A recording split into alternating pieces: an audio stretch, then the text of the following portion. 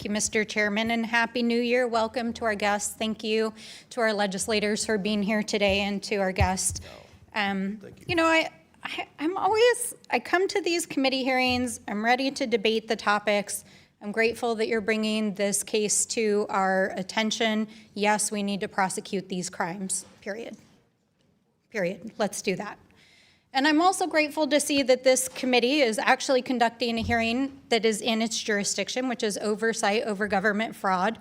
But I do have to say, to my colleague's point that was just made, that I am surprised to see the focus, given that the President of the United States and the administration are engaged in fraudulent behavior literally daily, including just a few days ago, invading a foreign country, using the United States military to take their oil and notifying oil and gas companies before the United States Congress, and the president claiming last night that he is personally going to control the oil and give government kickbacks to oil and gas companies.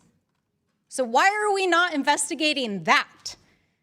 It definitely gives you the impression that there's a double standard in this country. I also want to say that I'm troubled to see that this hearing is being held in conjunction with an announcement that the administration made just yesterday that they were going to freeze $10 billion in federal funding for childcare and family assistance to 5 states across the country. And if you watched the president's crazy address yesterday, you heard him say it himself. But I want to say one thing, because my colleagues have pointed out all about weaponizing the government for political purposes. Well, these 5 states happen to have one thing in common. They all have Democratic governors and gubernatorial elections this year. Is this a coincidence? I don't think so, my friends. And this, of course, comes after weeks of viral videos from a young man YouTuber who was literally creeping around daycares by himself, making claims about fraud that were not there. And then the vice president and the FBI director were retweeting these videos without even verifying if they were true, unleashing a furor of anti-immigrant and anti-Somali hate across the country, wherein thousands of Somali people got targeted and harassed, including by the President of the United States, who literally used his platform as the President of the United States to call an entire community garbage. He literally said that.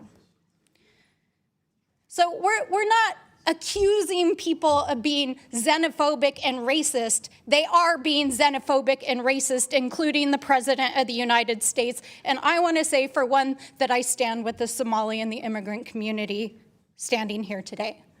But there's a bigger policy point here, which is that this is being used as a politically expedient moment to take away the immigration status of Somalis in the United States as part of the mass deportation plan of this administration. And it is also being used by the 2025ers in this administration to freeze critical programs that we know low-income families depend on, and which they call part of the woke agenda. This is part of a larger effort to defund these programs, as we are seeing across these 5 states. So I think it's important to pull back the curtain a little bit about what is actually going on in this hearing and its coordination with the administration, that this is about, 1, demonizing political opponents in Democratic states during a major election cycle. 2, it's about demonizing the immigrant community to support cruel and illegal mass deportation policies. And 3, it's about demonizing poor people and struggling families to justify taking away the basic programs that are helping them survive in this country. So I want to just close out by saying that I grew up in a low-income family. Many of you have heard my story before. But as I woke up to the news that the president was freezing child care funding to these 5 states, I had to think about the millions of families that would be impacted by it. I think about my own mom, a single mom, just barely struggling to get by, working multiple jobs.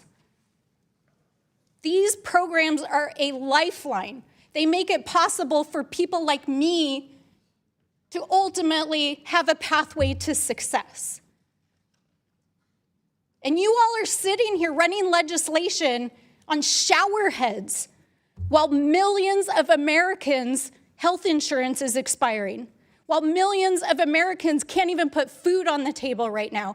And you're over here parading around state officials, demonizing immigrants, talking about cutting basic programs, and you're passing legislation to redefine shower heads in Congress while the President of the United States is illegally invading foreign countries. Order. Gentlelady's time's expired. I find it appalling. Order. And Gentlelady's time's expired. Chair recognizes Dr. Fox from North Carolina. Oh, Have you UC before request? Chair recognizes Mr. Biggs from Arizona. Thank you, Mr. Chairman. I have UC requests. First one, HHS freezes child care payments to Minnesota after